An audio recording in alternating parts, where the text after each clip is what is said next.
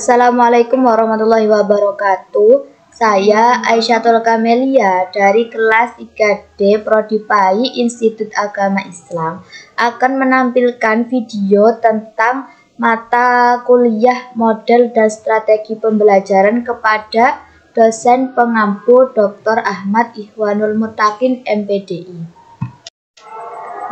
Pada kesempatan kali ini saya akan membahas teori belajar behaviorisme dan konstruktivisme.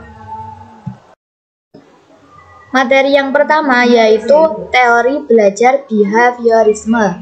Menurut pendekatan behavioristik, belajar dipahami sebagai proses perubahan tingkah laku teramati yang relatif berlangsung lama sebagai hasil dari pengalaman dengan lingkungan. Pendekatan behavioristik berkembang melalui eksperimen-eksperimen, baik pada manusia maupun pada hewan. Terdapat 4 prinsip filosofis utama dalam pengembangan teori ini, yaitu manusia adalah binatang yang sangat berkembang dan manusia belajar dengan cara yang sama seperti yang telah dilakukan binatang lainnya. Pendidikan adalah proses perubahan perilaku. Peran guru adalah menciptakan lingkungan pembelajaran yang efektif, efisien, ekonomi, ketepatan, dan objektif merupakan perhatian utama dalam pendidikan. Kemudian yaitu tokoh-tokoh teori belajar behaviorisme. Teori belajar behavioristik ini dianut dan dipelajari secara mendalam oleh beberapa ahli. Terdapat beberapa ahli yang menjadi tokoh dalam teori ini. Setiap tokoh memiliki pendapat berdasarkan pemahamannya masing-masing. Di samping itu, mereka memiliki penilaian yang berbeda-beda. Penjelasan teori behavioristik menurut beberapa tokoh akan dijabarkan sebagai berikut. Tokoh yang pertama yaitu Edward Lee Torndijk. Menurut Torndijk, belajar adalah proses interaksi antara stimulus dan respon. Stimulus adalah apa yang merangsang terjadinya kegiatan belajar seperti pikiran, perasaan, atau hal-hal lain yang dapat ditangkap melalui alat indera atau suatu perubahan dari lingkungan eksternal yang menjadi tanda untuk mengaktifkan organisme untuk bereaksi atau berbuat. Sedangkan respon adalah reaksi yang dimunculkan peserta didik ketika belajar, yang dapat pula berupa pikiran, perasaan, atau gerakan, tindakan, atau akibat adanya rangsangan. Jadi, perubahan tingkah laku akibat kegiatan belajar dapat berwujud konkret, yaitu yang dapat diamati, atau tidak konkret, yaitu yang tidak dapat diamati. Meskipun aliran behaviorisme sangat mengutamakan pengukuran, tetapi tidak dapat menjelaskan bagaimana cara mengukur tingkah laku yang tidak dapat diamati.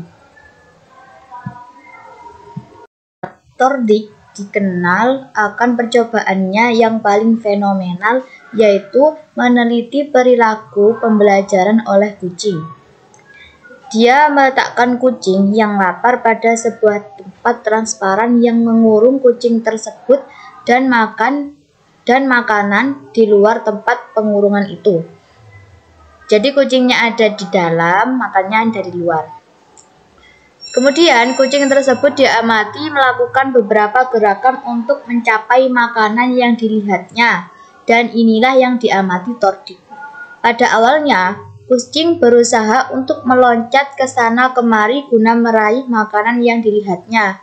Sampai akhirnya kucing tersebut tidak sengaja menyentuh knob yang membukakan jalan dari tempat transparan tersebut dan memperbolehkan kucing meraih makanan yang dilihatnya.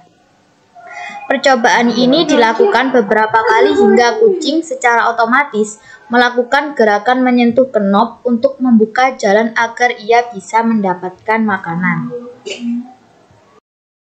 Kemudian Torndijk memahami teori behaviorisme dan melahirkan beberapa dalil belajar, yaitu diantaranya yang pertama hukum sebab akibat, yang menunjukkan kuat lemahnya hubungan antara stimulus dengan respon tergantung pada akibat yang ditimbulkan. Yang kedua, hukum pembiasaan, yang menunjukkan bahwa hubungan stimulus dengan respon bisa menjadi kuat ketika dilatih atau diulang. Yang ketiga yaitu hukum kesiapan, yang menyatakan bahwa hubungan antara stimulus dengan respon akan mudah terbentuk jika ada kesiapan dari individu itu. Kemudian yang keempat yaitu hukum reaksi bervariasi, yaitu hukum yang menyatakan bahwa individu melakukan trial and error lebih dulu untuk menunjukkan macam-macam respon sebelum mendapat respon paling tepat. Yang kelima yaitu hukum sikap, hukum yang menyatakan bahwa perilaku seseorang juga ditentukan oleh keadaan yang ada dalam diri individu seperti emosi dan psikomotor. Yang keenam yaitu hukum aktivitas berat sebelah. Individu memberikan respon pada stimulus tertentu sesuai dengan persepsi terhadap keseluruhan situasi.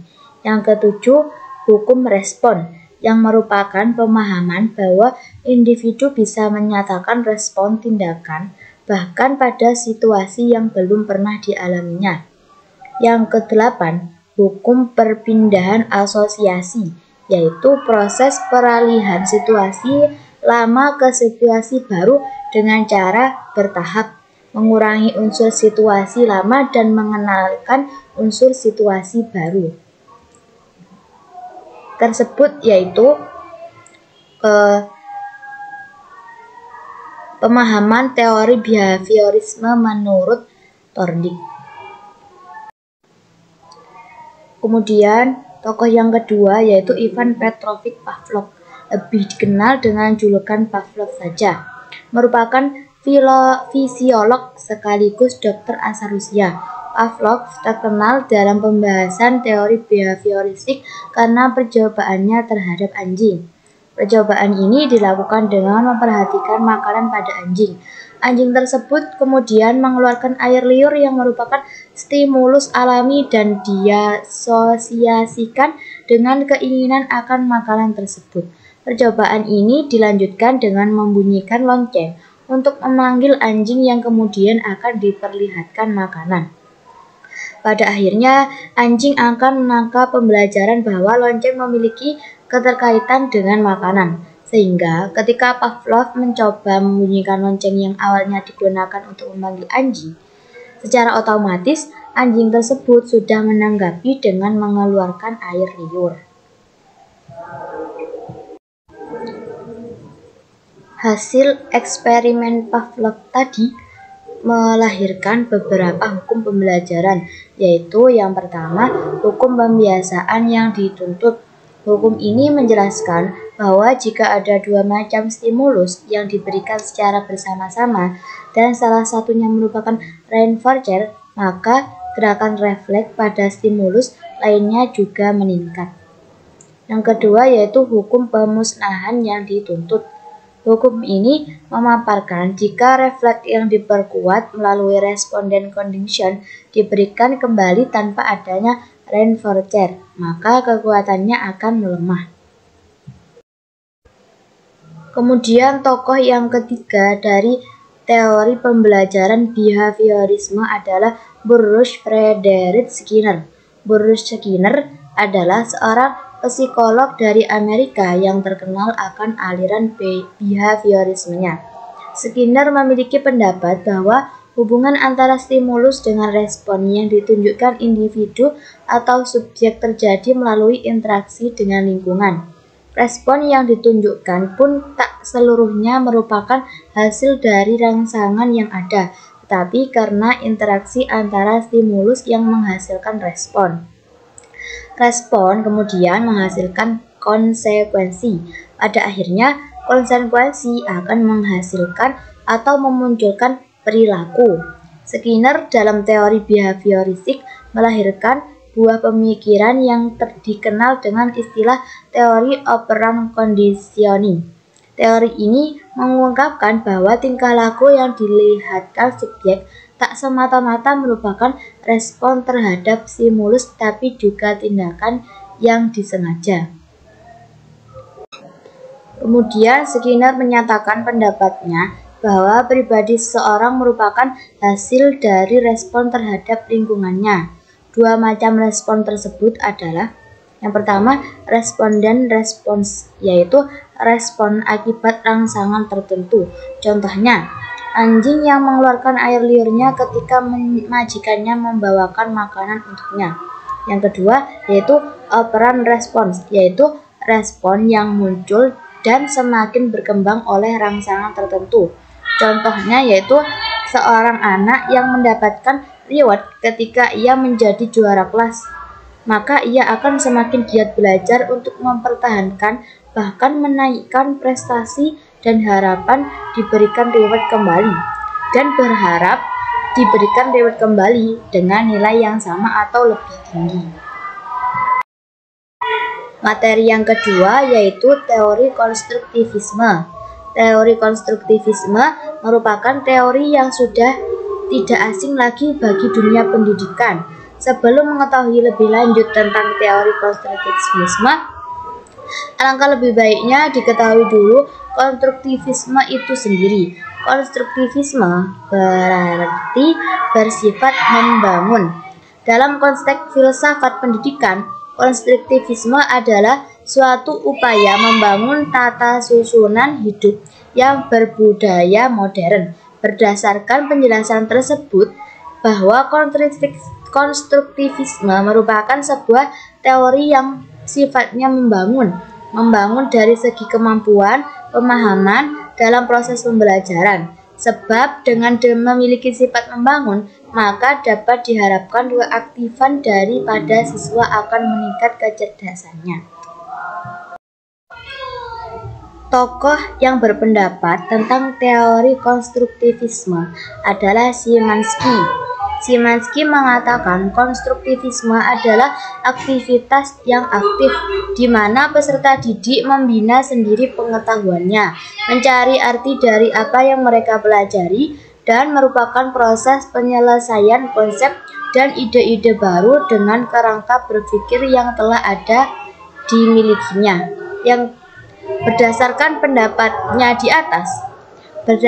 pendapatnya tersebut, maka dapat dipahami bahwa konstruktivisme merupakan bagaimana mengaktifkan siswa dengan cara memberikan ruang yang seluas-luasnya untuk memahami apa yang mereka telah pelajari dengan cara menerapkan konsep-konsep yang diketahuinya, kemudian mempraktikannya ke dalam kehidupan sehari-hari.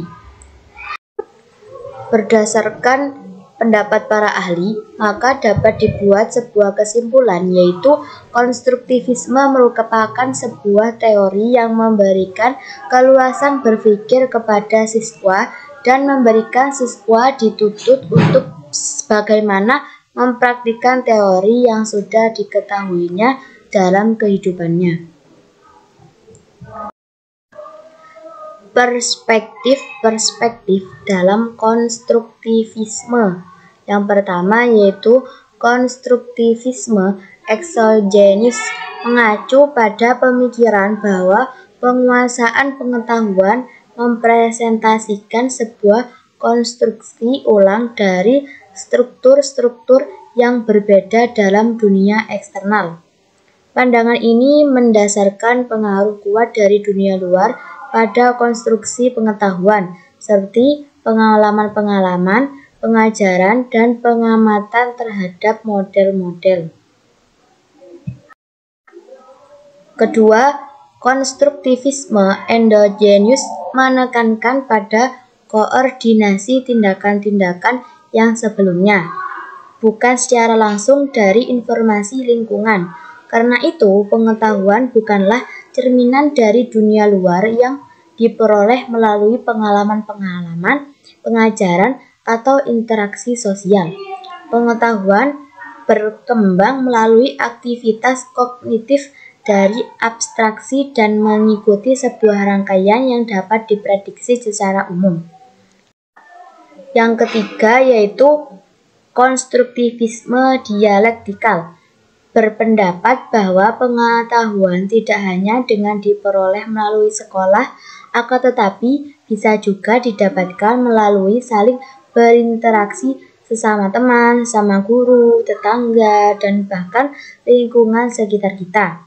Selain itu juga interpretasinya tidak terikat dengan dunia luar. Bahkan, pengetahuan atau pemahaman timbul akibat saling berlawanan mental dari interaksi antara lingkungan sekitar dengan seseorang. Dari ketiga pandang tersebut memiliki kelebihan masing-masing, seperti konstruktivisme exogenous, yaitu untuk mengetahui sejauh mana pengetahuan seorang siswa terhadap ilmu tertentu secara akurat dan terperinci. Kemudian, konstruktivisme endogenous, yaitu untuk mengetahui sejauh mana penguasaan materi secara terstruktur mulai dari yang paling bawah sampai dengan yang paling tinggi. Sedangkan konstruktivisme dialektikal digunakan ketika guru atau pendidik ingin merencanakan intervensi-intervensi untuk mendorong pemikiran siswa dan untuk mengarahkan penelitian untuk menemukan efektivitas dari pengaruh-pengaruh sosial seperti paparan terhadap model-model dan kerjasama dengan teman sebayanya. Cukup sekian video pembelajaran dari saya. Kurang lebihnya mohon maaf. Wassalamualaikum warahmatullahi wabarakatuh.